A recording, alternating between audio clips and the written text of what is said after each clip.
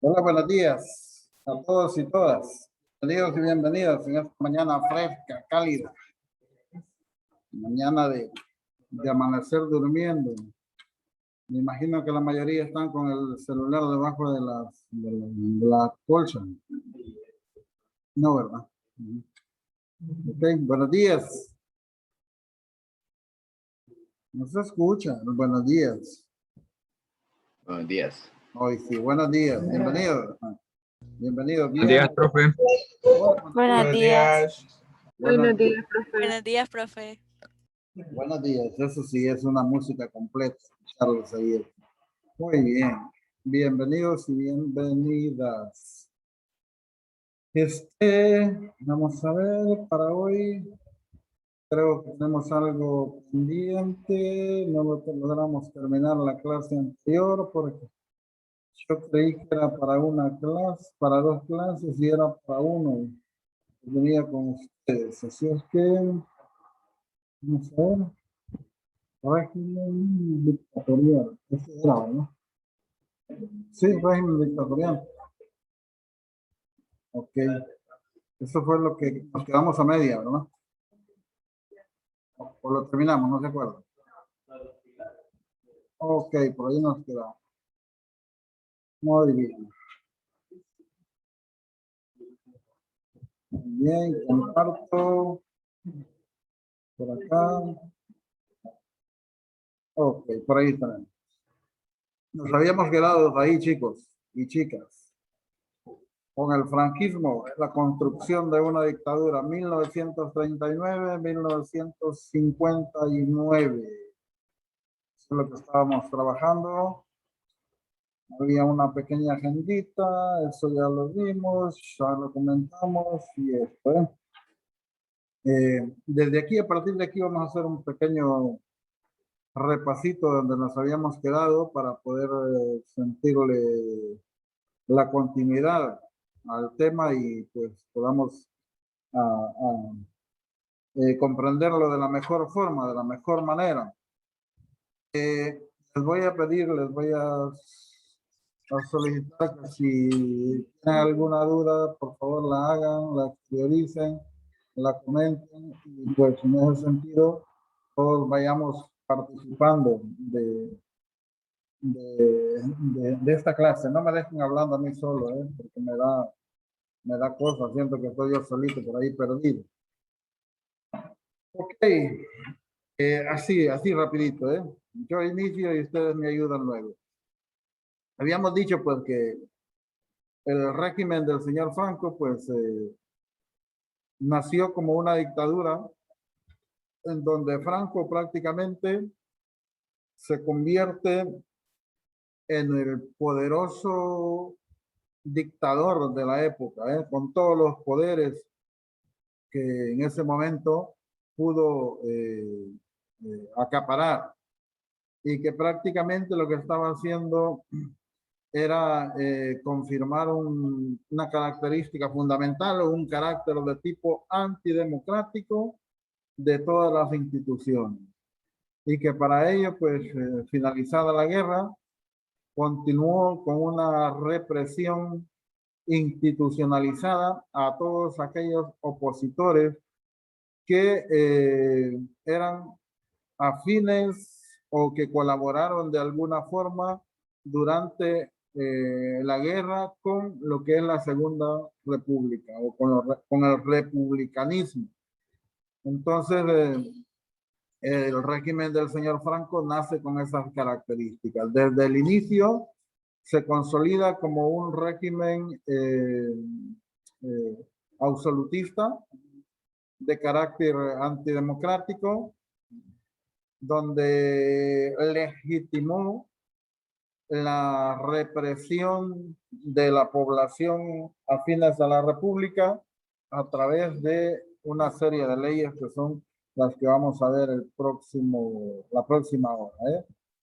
Por el momento, pues nos vamos a enfocar con esta situación. Vamos a ver. En primer lugar, pues vamos a comentar lo que eran las características del antiguo, perdón, las características del franquismo. esta etapa de la historia de España, del franquismo, únicamente fue legitimada o avalada por la guerra civil y que su principal característica era un autoritarismo extremo, en donde el señor Franco era el que se encargaba de dictar todas las leyes que en ese momento estaban elaborándose, y aprobarlas, por supuesto.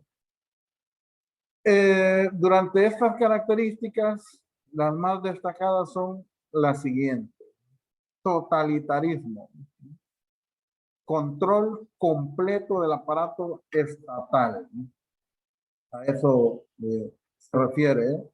Control completo del aparato estatal, ¿no?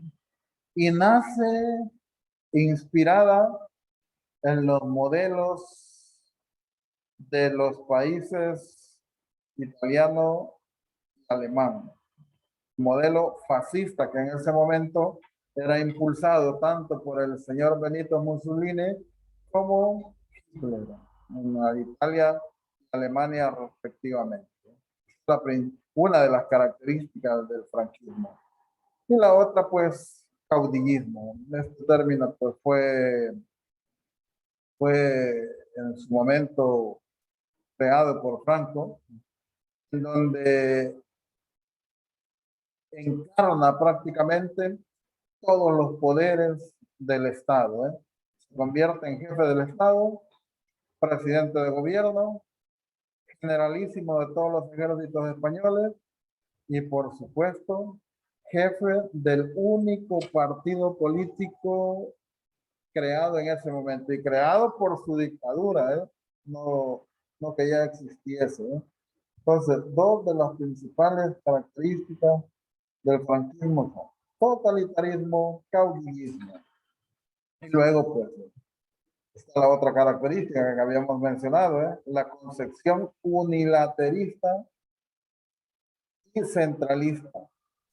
Esta característica se centra o se caracteriza por quitar todos los privilegios existentes en ese momento a los estatutos de autonomía de las regiones catalanas, vascas y gallegas, e impulsando la españolización de esas poblaciones. Eso lo veremos más adelante con mayor claridad, donde vamos a ver que España pues logra, o mejor dicho, Franco prohíbe el uso de la lengua natal de estas regiones a fin de controlar lo que es una posible conspiración en contra de su régimen.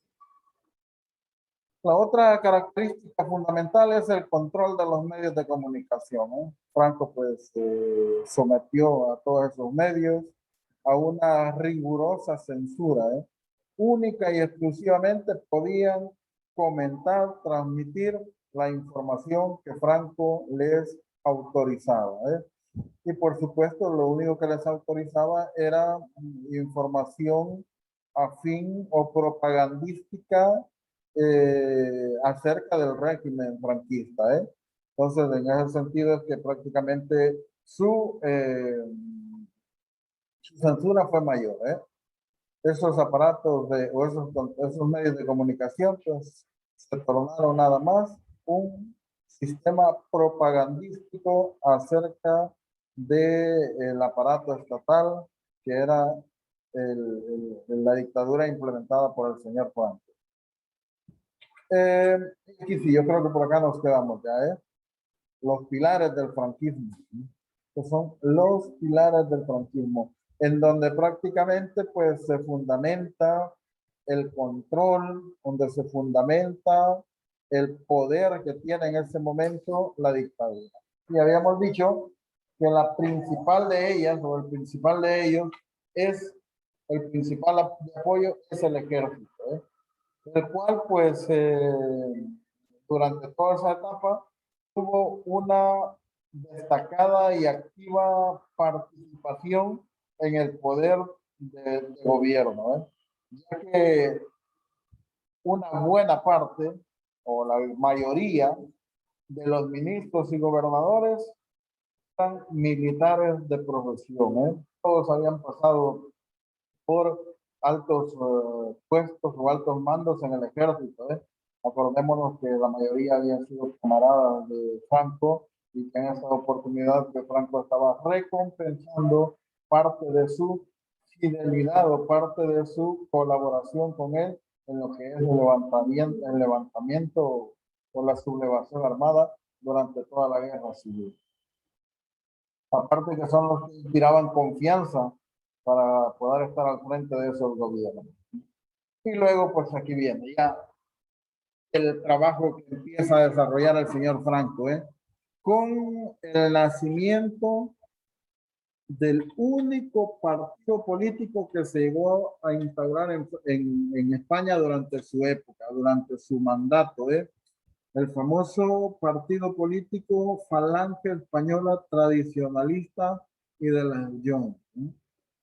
Así se llamaba el partido político de Franco, el único partido donde él era el jefe o el presidente de dicho partido. Ese partido tenía una principal función.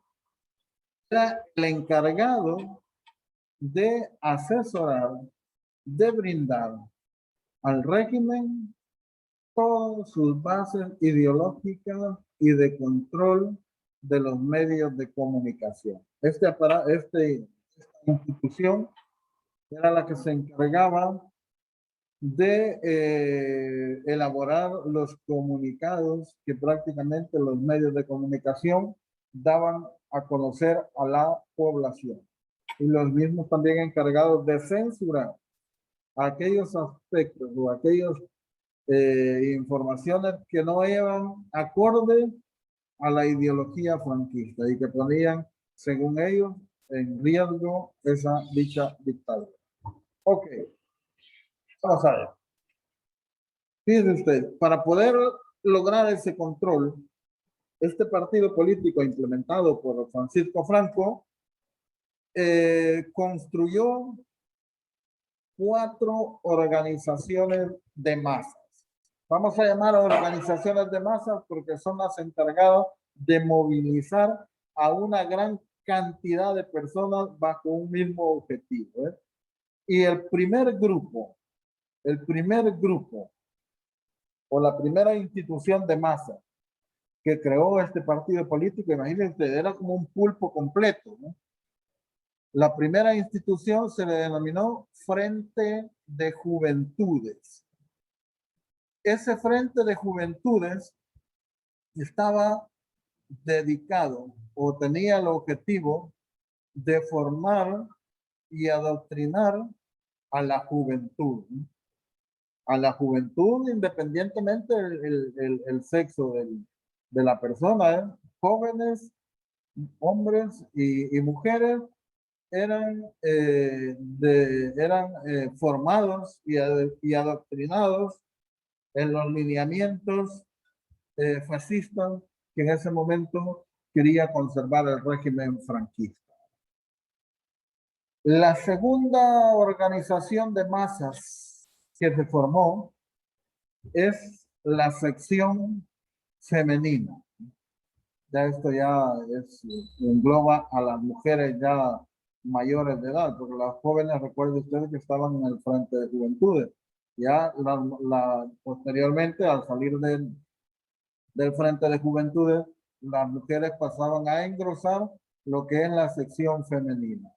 ¿Cuál era la misión de esta institución? Pues de consolidar a la mujer con sentido cristiano y nacional sindicalista.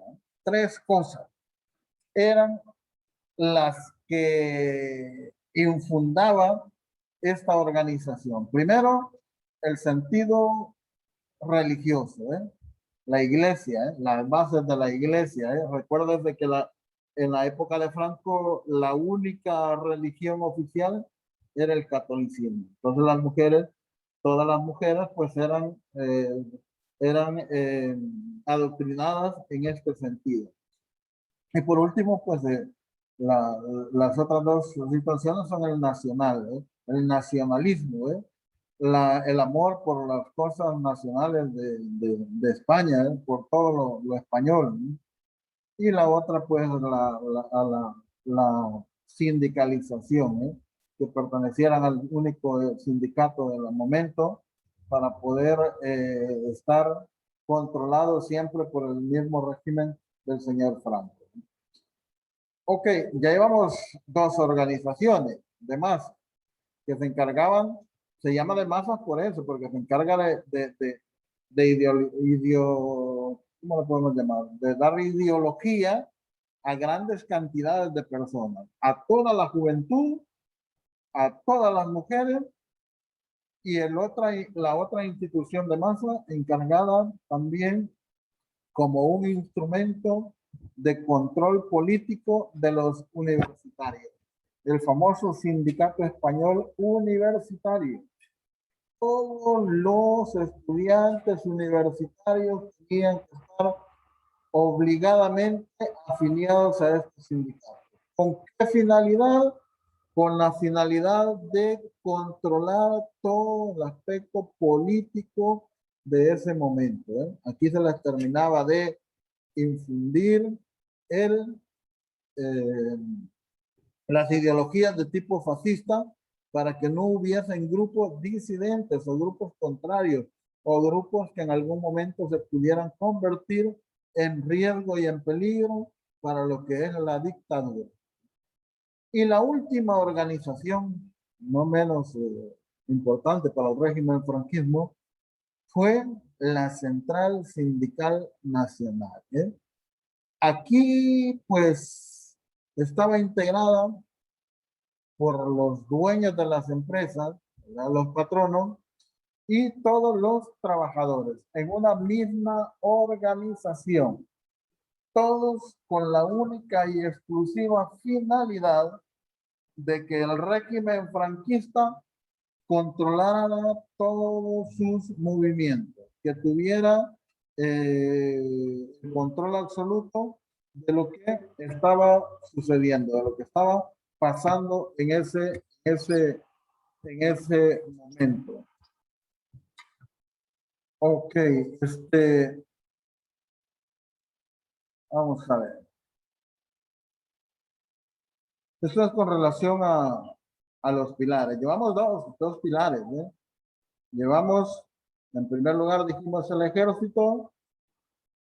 En segundo, el partido político, el cual creó estas organizaciones de masas para poder llegar a todos los sectores de la población. En ese sentido, pues no se le quedaba absolutamente nadie sin ese control de lo que estaba sucediendo.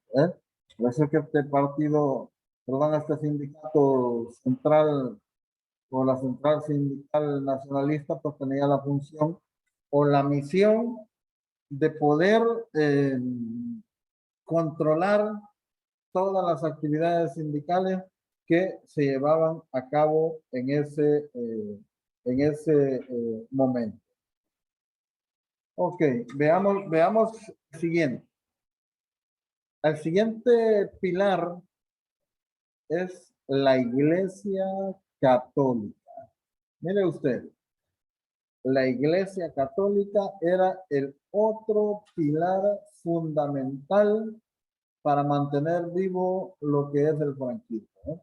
Y aquí pues la Iglesia jugó un papel muy destacado en lo que es la legitimización y construcción del régimen de Franco, ¿eh? Y al mismo tiempo le ayudó a mantenerse en el poder esos 35 años, del 39 al 75. Durante esa dictadura, pues se consolida la religión católica como oficial de España. El franquismo, pues, se definía así, como un estado confesional católico. Religión oficial, el catolicismo. Y pues como resultado de todo eso, pues la iglesia obtuvo una fuerte remuneración económica, de las finanzas públicas, ¿eh? El régimen franquista pues otorgó un enorme, llamémoslo, ¿qué? ¿Cómo le podemos llamar? Ayuda económica a la iglesia. Y es así como a inicios de esa dictadura, pues en el 39, Franco otorga un presupuesto de culto y clero a la iglesia para que puedan ellos desarrollarlo de una forma más, más completa. También Franco le otorga a la iglesia el derecho casi total del sistema educativo. El derecho a implementar la educación prácticamente en todos los niveles, ¿eh?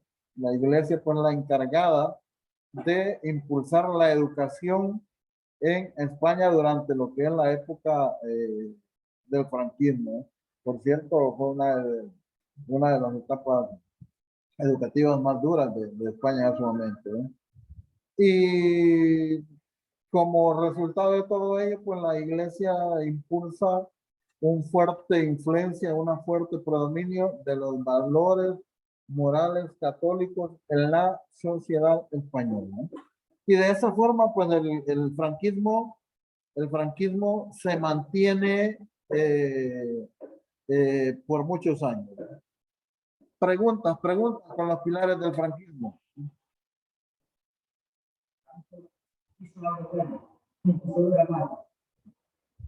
Vaya, ok. Si Franco hizo algo bueno durante su periodo franquista, vamos, ¿cómo te lo comento?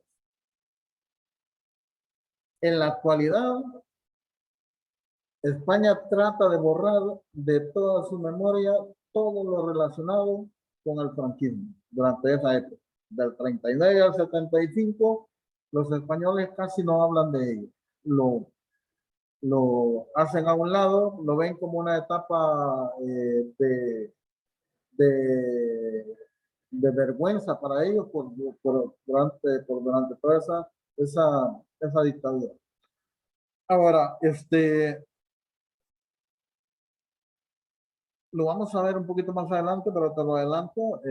Franco trató de impulsar una política económica que se le denominó autarquía, en donde trató de evitar a toda costa la importación de los productos extranjeros e impulsó el consumo propio, ¿eh?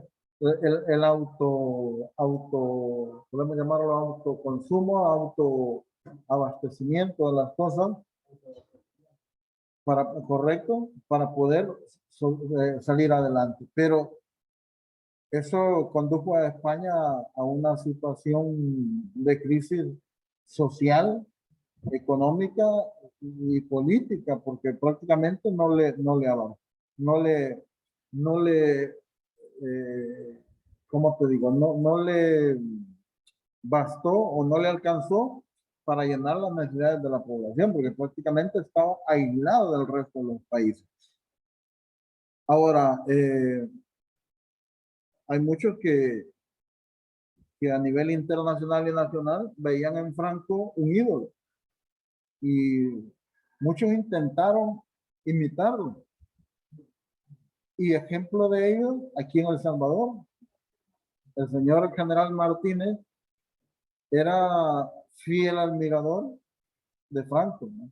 Y por eso es que la misma represión que impulsaba Franco allá en España en contra de los afines a la República, ese mismo método quería impulsar al general Martínez en nuestro país. Franco era despiadado allá, Franco era un tipo que no le temblaba la mano para autorizar un fusilamiento, ¿eh? Podía estar tranquilo tomándose un café con un pedazo de pan y le llegaban, firme el fusilamiento de fulano tal, no, le valía chongo. Igual pasó aquí con Martínez. Martínez, ¿cómo se llama? Hacía lo mismo, ¿eh? El que robaba una vez, pa, la mano, ¿eh? Robaba dos veces, la otra mano, y después los mandaba a matar, ¿eh? A la llegada del aeropuerto internacional tenía un rótulo que daba la bienvenida a los extranjeros, decía: en El Salvador se respetan las leyes salvadoreñas, ¿eh? El que roba paga las consecuencias. Y de esa forma, pues Franco impulsó varias cosas buenas, ¿eh? Por ejemplo, aumentó la red ferroviaria, le dio apoyo a los cultivos agrícolas y todo eso, pero al final en su mayoría de actuaciones pues, terminó hundiendo a España en una crisis política, social y económica, ¿eh? La represión que desató fue espantosa, que es lo que vamos a ver la próxima hora, cómo le llegó. Entonces, Franco tenía, al igual que Martínez, tenía dos tipos de sí, llamémoslo de admiradores. Uno o dos tipos de opiniones, llamémoslo, ¿eh? Unos que apoyaban la forma de hacerlo de ellos, que los veían como sus ídolos, que veían que eran como debían ser las cosas, y otros que no estaban no estaban de acuerdo con las cosas que ellos hacían.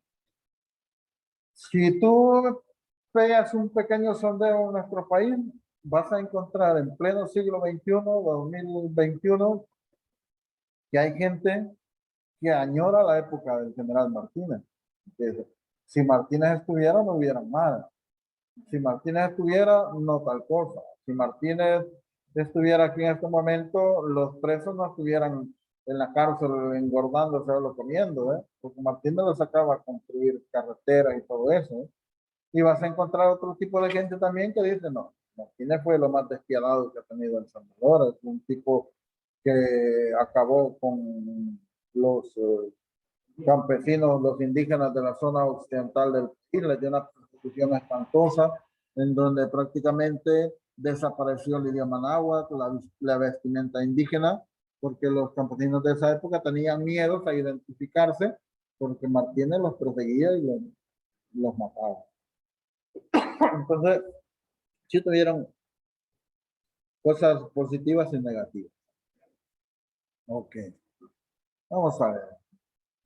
Apoyos sociales. Veamos con la población en términos generales, ¿quiénes son los que le daban apoyo? Bueno, de hecho, hay tres tipos de apoyos que recibe Franco. Uno, los que están completamente de acuerdo con él.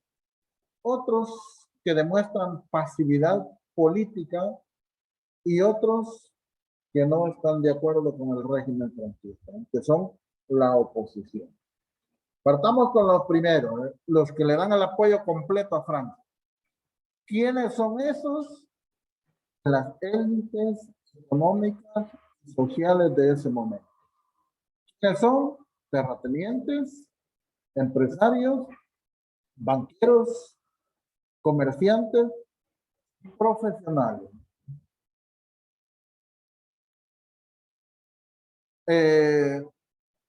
¿Quiénes eran estos señores? Pues estos eran los que en su momento se vieron afectados por las reformas impulsadas por la Segunda República. Y como son los que se vieron afectados por las reformas de la República, y Franco, el que luchó en contra de la República, entonces no les quedó otro remedio que darle todo el apoyo a Franco para tratar de esa manera de recuperar sus privilegios, ¿eh? Entonces, esos eran los primeros en darle el apoyo completo a Franco, ¿eh? Y se lo dieron en todo sentido, económico, político, inclusive armamentístico, porque compraban armas y se las daban a Franco para que luchara en contra de la República, ¿sí?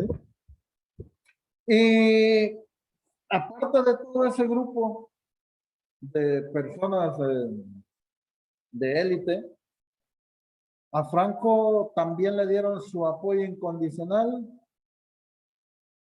los pequeños y medianos propietarios agricultores del norte de España, de allá de la zona cantábrica. Recuerdan ustedes que esa fue la última reducto que Franco liberó, según ellos, de lo que es la República, y recibió todo el apoyo desde la época de la guerra hacia Franco. Entonces, ellos pues eran los principales, el principal apoyo que tenía Franco. Las élites económicas y sociales, más los pequeños y medianos agricultores del norte de España. Ellos apoyo incondicional a Franco. ¿Quiénes son? Los que prácticamente permanecieron en una situación pasiva y apolítica. Pues las clases medias, las clases medias. ¿Por qué razón? Porque ellos fueron los que sufrieron prácticamente en carne propia, en carne viva, las consecuencias de la guerra civil.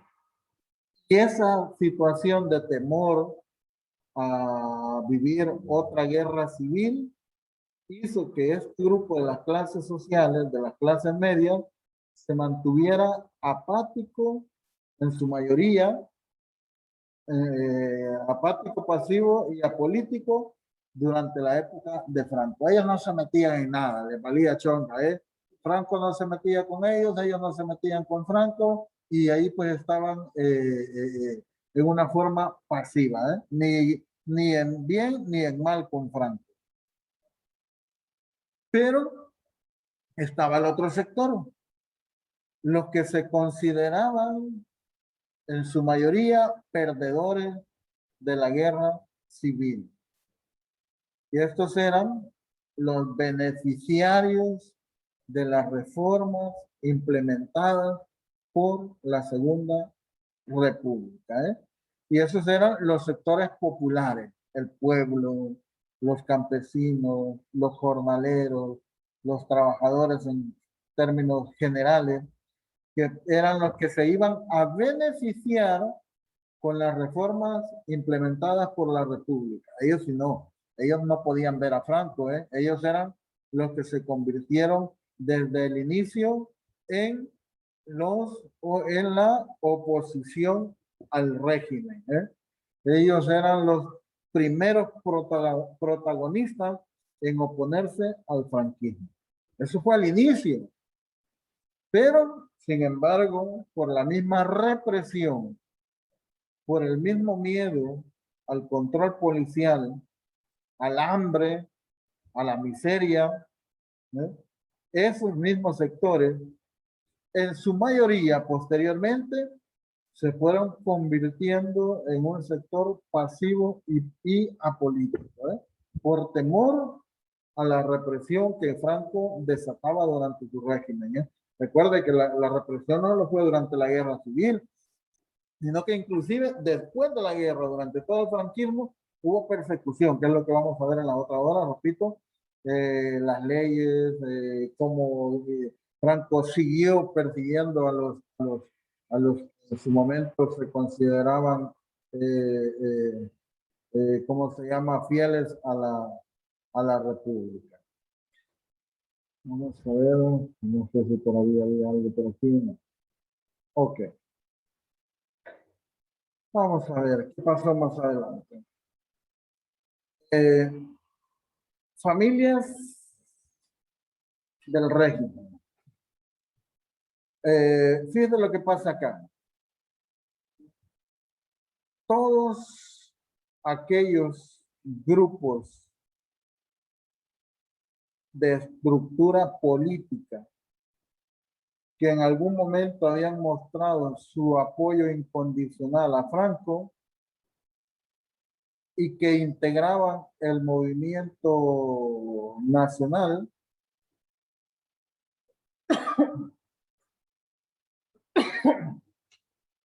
eran los que tenían los principales privilegios durante el franquismo. Repito, toda la estructura política que conformaba el Estado franquismo estaba conformada por aquellos grupos que durante la guerra civil habían mostrado su apoyo incondicional a Franco y que en ese momento estaban integrando lo que es el movimiento nacional. Ellos eran los que ocupaban prácticamente todo el aparato, la estructura del aparato político del Estado. ¿Cuáles fueron los primeros grupos que empezaron a formar parte del Estado franquista y que dieron su apoyo en la revolución de 1936? Pues los falangistas, los carlistas y los monárquicos alfonsinos, o sea, los seguidores de Alfonso XIII. Estos tres grupos, perdón, estos cuatro grupos eran prácticamente los que gozaban de todos los privilegios en la estructura de la dictadura franquista. Ok, no sé, ¿alguna duda, pregunta ahí? Estos son los que tenían los principales privilegios durante el franquismo, ¿eh? Todos aquellos que se habían identificado por su apoyo incondicional a Franco, fueron esos grupos o fueron los primeros grupos en formar parte de la estructura franquista, ¿eh? Falangistas, los de la falange, los que eran anticomunistas, antisocialistas y antirepublicanos. Recuerden que la república tenía un alto grado de socialismo y comunismo, desde su fundación por la izquierda, por su reforma. Entonces, los antirepublicanos, los falangistas, pues los carlistas, que era una tendencia de los seguidores de Don Carlos, el hermano de Fernando VII, pues también tenían un enorme espacio durante el régimen, al igual que los ultracatólicos, los católicos ortodoxos, los católicos que defendían el catolicismo a capa y espada. Y por último, pues los seguidores del señor Alfonso XIII, que no estaban de acuerdo, por supuesto, con la República y que se habían visto forzados, muchos de ellos, a perder sus bienes, sus privilegios. ¿Quiénes son los que se fueron incorporando poco a poco a la causa franquista durante el transcurso de la guerra? Uno, pues los republicanos radicales, o sea, las derechas, que son los que están aquí en la Confederación Española de Derechos Autónomos, los ortodoxos también de la Liga Catalana, los famosos carlistas de esa línea, y por supuesto los grupos que creó la Iglesia en apoyo al régimen. ¿Qué grupos fueron? La Asociación Católica Nacional Propagandística era una institución encargada de proveer la parte ideológica de lo que es el régimen franquista.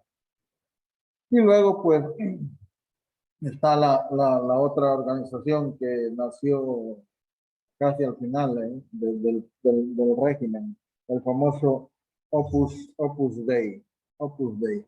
Yo creo que hasta ahí llegamos y vamos a ver. Preguntas, dudas con respecto a lo que es la instauración del régimen dictatorial, cómo se forma, cuáles fueron sus principales pilares, las bases sociales que lo apoyaron y por último, pues las grandes familias ideológicas que llegaron a formar parte de esa estructura franquista. Preguntas, dudas. Opus Dei. Una organización católica que se encargó de darle todo el apoyo ideológico al régimen con relación a la población española. Estos se encargaron de ideologizar a la población con relación a los ideales católicos en apoyo al general Francisco Franco en ese proceso de dictadura. Ok.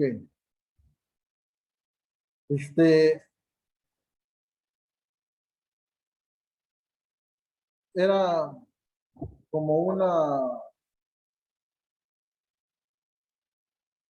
¿cómo te digo? Una parte fundamental de la Iglesia Católica en donde su principal función era ofrecer una formación cristiana y direccional espiritual, pero